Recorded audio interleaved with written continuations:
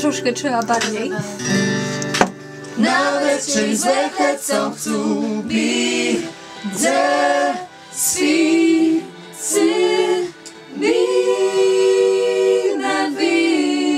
Zysk to nie zrozumiałce, nie szło tak jakbym miał slidę stracony dzysk. Znajdujemy się właśnie w malowniczej wsi Połczynie, gdzie w Nord Studio nagrywamy najnowszą premierową piosenkę, która powstała specjalnie dla kaszubskich idoli.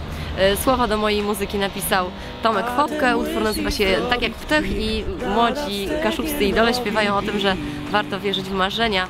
Kiedy będziemy ciężko pracować, to te marzenia nasze mogą się spełnić.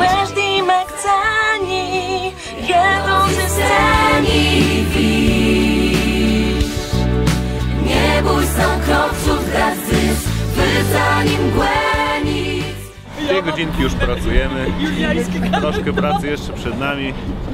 Pan Tadzio nam to trochę poczyści, co trzeba. Nawet ci złe chcą być ze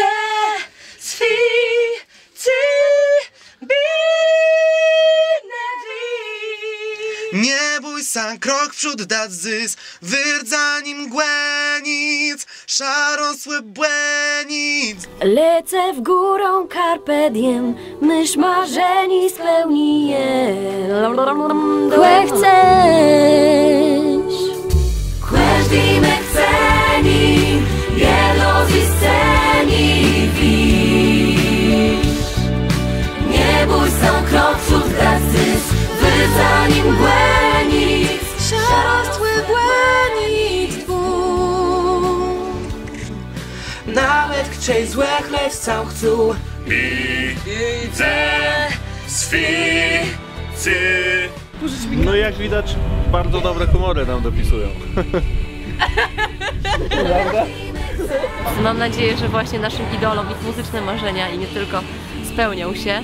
To jest naprawdę fantastyczna grupa przefantastycznych osób, nie tylko pozytywnie zakręconych na punkcie muzyki, ale ogólnie pozytywnych postaci i widzę, że między nimi fajna chemia zaiskrzyła i to mnie bardzo cieszy. Fajnie się z nimi pracuje i mam nadzieję, że sezon koncertowy, który się szykuje i na który młodzi się szykują, będzie bardzo owocny i że będą mogli dawać czadu i występować na całych Kaszubach. Trzymam za nich kciuki mocno.